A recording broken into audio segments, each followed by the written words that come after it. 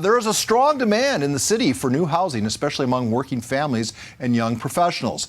Unfortunately, many can't find or afford housing that is being built currently. Tony Manolatos is here to talk about bans on housing in unincorporated areas. You just had an article out, Tony. Well, first of all, welcome to KUSI. Give us the theme of your Voice of San Diego article, op-ed piece. Yes, correct.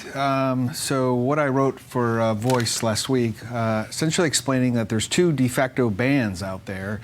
In the middle of this crushing housing crisis, we now have these two bans that are going to make things worse. And they're correct. They're in the unincorporated areas of the county, largely up and down the I-15 growth corridor. When people think of unincorporated areas of the county, they think of Julian, Alpine, places like that. That's not where growth should go. Nobody's advocating for growth to go there.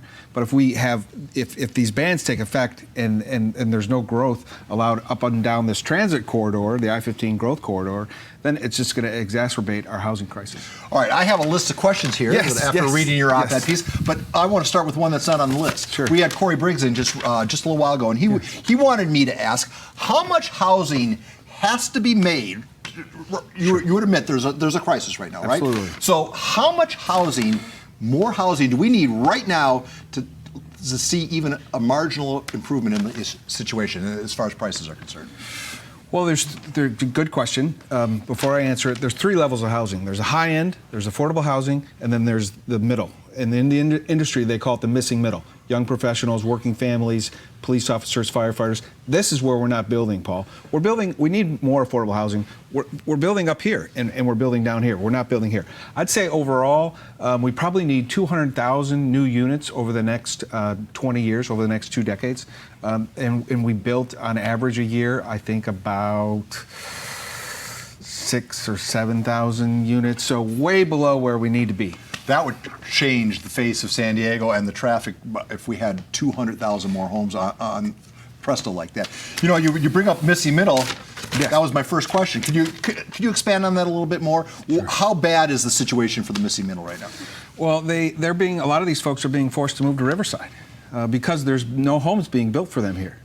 So what they're doing, these young professionals and these police officers, these firefighters, nurses, working families, they're San Diegans, but they're moving to Riverside where they can afford a home, and they're building homes up there, and then they're commuting back into San Diego for work, which is an awful situation. They're spending up to 4 hours on the road. They're missing time with their kids, and we're not capturing any of their tax revenues because although they work here and they commute here, they live here, and this is where they pay taxes. And all that air pollution that they're creating by this commute.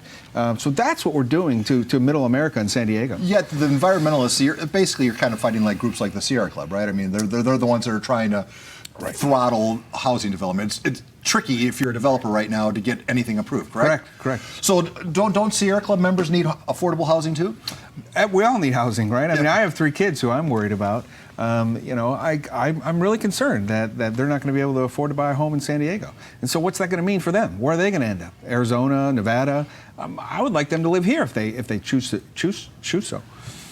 I think the thing that rung so clear with me, when I was a youngster years ago, me too. I would drive through Santa Barbara and say, boy, this would be a cool place to live if I could find a job or something to do that I could afford to live in Santa Barbara. I just think that's a great place. Your theme of your article is San Diego is becoming Santa Barbara, where only the upper 1% will be able to afford to live here.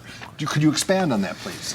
Yeah, so there's a real concern in the industry that we are becoming the next Santa Barbara, where the only folks who can buy a home here are the 1%ers, the uber wealthy. Again, we're building up here at this level, and we're building down here at the affordable housing where we need to build more, but we're not building here. And is that really the type of community that we want to leave for our kids and our grandkids? Won't the courts have to change drastically, the makeup of the courts, or what's going to improve this down the road as far as more balance? Well, I think the way we approach housing, Paul, for too long, we approach it in silos. You have your affordable housing people, you have your developers, you have labor, you have your environmentalists, and we need to get out of these silos, and we need to come together, and everybody needs to give a little to do what's best for San Diego and to make sure we don't become the next Santa Barbara. Tony, thanks for coming in. I encourage everybody to go check out your op-ed. It's pretty informative and eye-opening. I'll talk to you more coming up on Good Morning San Diego. Stay tuned with us right through this commercial break, please.